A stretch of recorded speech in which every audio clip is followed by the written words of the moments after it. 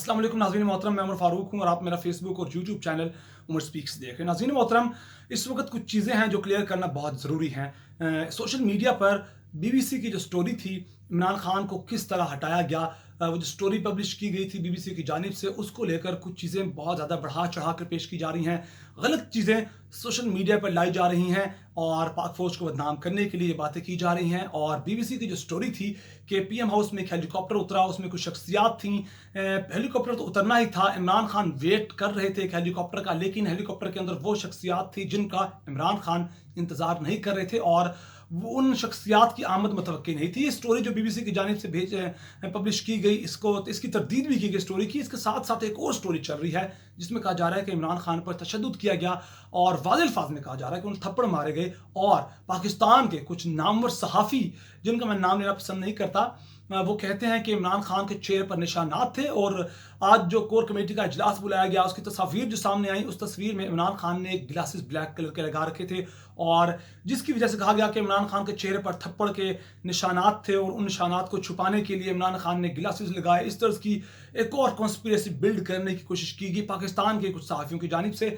तो बाद में फिर इमरान खान की जब क्लियर पिक्चर आई और वो पिक्चर देखने के बाद पता चला कि इमरान खान कितने कॉन्फिडेंट है, चेहरे पर कोई निशान नहीं है। इमरान खान तो वैसे भी ब्लैक चश्मा पहने रखते हैं, उनकी जो माजी में तस्वीर हैं उनमें भी आप देख सकते हैं। तो इस वक्त ये चीज़ क्लियर करना बहुत ज़रूरी है कि कोई तशद्दुद नहीं किया गया। और बीबीसी की स्टोरी, खुद डीजीआईएसपीआर ने भी इस चीज़ को कह दिया है कि ये मन घड़त स्टोरी है और फवाद चौधरी ने भी कहा कि एक मन घड़त स्टोरी है। और अभी कुछ देर पहले शहबाज गिल ने भी एक न्यूज़ चैनल पर बीपर देते हुए कहा कि ये स्टोरी मन घड़त है। और अब बात करेंगे, इस वक्त पूरे पाकिस्तान के अंदर इमरान खान की हिमायत में एहतजाज जारी हैं, जलसे जुलूस जारी हैं। लाहौर के अंदर लिबर्टी मार्केट के अंदर एक बहुत बड़ा जलसा एक है एहतजाज करने वालों का, वो देखा जा रहा है। कराची के अंदर, पूरे पाकिस्तान के अंदर, केपी के अंदर, पेशावर के अंदर, इस्लामाबाद पूरा एक जैम पैक हो चुका है।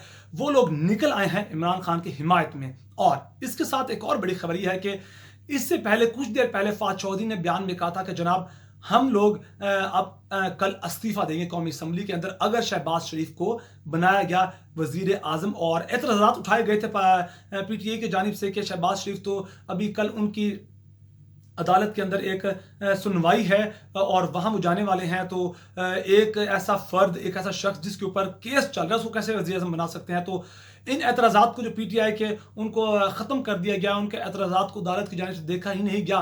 तो जनाब इस वक्त तो फवाद चौधरी ने कहा कि अगर शहबाज शरीफ को अगर हम बनाते हैं, आप वज़ीर आज़म बनते हैं शहबाज शरीफ, तो हम इस्तीफ़े दे देंगे। साथ ही कुछ ही देर बाद शाह महमूद कुरैशी ने भी कहा कि इस्तीफ़े देने का कोई अभी इस वक्त कन्फर्म प्लान नहीं है।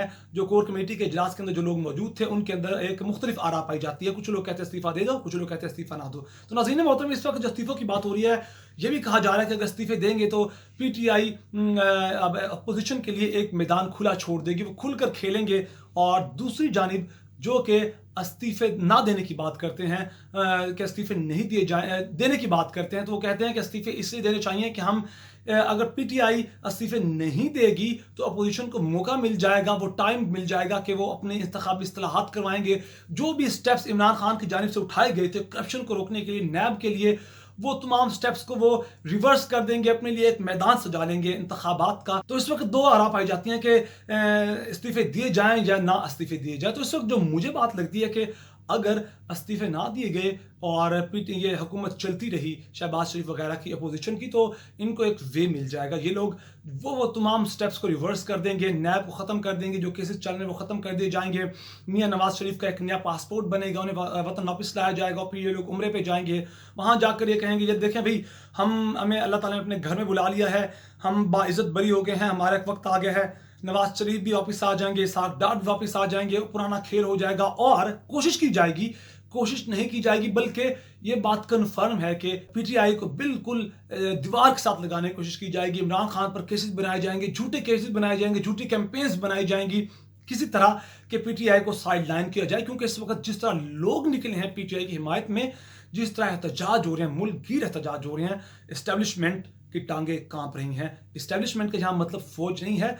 हम पाकिस्तानियों की सबसे बड़ा मसला ये है कि हम इस्टेब्लिशमेंट का मतलब फौज लेते हैं। इस्टेब्लिशमेंट का मतलब है जो भी मुल्क के बड़े बड़े स्टेक होल्डर्स हैं, अदलियाँ हैं, पॉलिटिकल पार्टीज़ हैं, जो बड़े बड़े स्टेक होल्डर्स हैं, उन सब इन स्टेक होल्डर्स को हम इस्टेब्लिशमेंट कहते हैं। लेकिन पाकिस्तानी समझते हैं कि इस्टेब्लिशमेंट सिर्फ फौज ही का नाम है। तो नाज़रीन मोहतरम, दूसरी एक और बड़ी खबर यह है कि शहबाज शरीफ पर फर्द जुर्म कल आयद होनी थी, लेकिन FIA के वो एहलकार जिन्होंने शहबाज शरीफ के मुखालिफ दलाइल देने थे उन्हें रोक दिया गया है। किसने रोका नहीं पता। वजारत कानून की जानिब से नोटिस जारी हुआ है। अभी तो जनाब वजीर कानून जो हैं वो PTI के ही हैं, अभी तो उनकी हुकूमत ख़त्म भी नहीं हुई और अभी तो शहबाज शरीफ ने हलफ भी नहीं उठाया, शहबाज शरीफ अभी वजीर आज़म भी नहीं बने। और तो कौन सी वजारत कानून ने किस तरह शहबाज शरीफ को इस तरह बचाने की कोशिश की जा रही है। और एक और अहम तरीन बात यह है कि अमेरिका के महकमा खारजा ने कहा है कि तमाम पॉलिटिकल पार्टीज अमनो इस्तेहकाम के साथ अपने अमल में रह, अपने दायरा कार में रहकर काम करें। लो जी, आका की जानिब से हुक्म आ चुका है और भिखारियों को तो हुक्म मानना होगा। भिखारी हैं, वजीर आजम ने, हमारे जो आने वाले वजीर आजम हैं उन्होंने तो हमें भिखारी बना दिया। उन्होंने कह दिया कि बेगर्स आर नो चूजर्स। तो आका की जानिब से अहकामात आ गए हैं कि तमाम पॉलिटिकल पार्टीज अमन इस्तेकाम के साथ अपने कानूनी दायरा कार के अंदर रहकर काम करें। तो अब जब ऊपर से हुक्म आया तो मानना तो पड़ेगा, क्योंकि हमारा वजीर आजम भी भिखारी और कौम भी भिखारी। वजीर आजम खुद कह चुके हैं कि बेगर्स आर नॉट चूजर्स। तो लिहाजा इस वक्त ये तमाम मामलात हैं। तो आने वाली वीडियोज़ पे मजीद अपडेट करेंगे कि आने वाला ऊँट ये किस करवट बैठता है। अगर आपको मेरी वीडियो पसंद है तो प्लीज़ मेरे चैनल को सब्सक्राइब कीजिए, बेल आइकन पे क्लिक कीजिए और फेसबुक पर भी वीडियो को लाइक कीजिए और शेयर कीजिए। अपना बहुत सारा ख्याल रखेगा, हमें दुआ में याद रखेगा। अल्लाह ने के बान।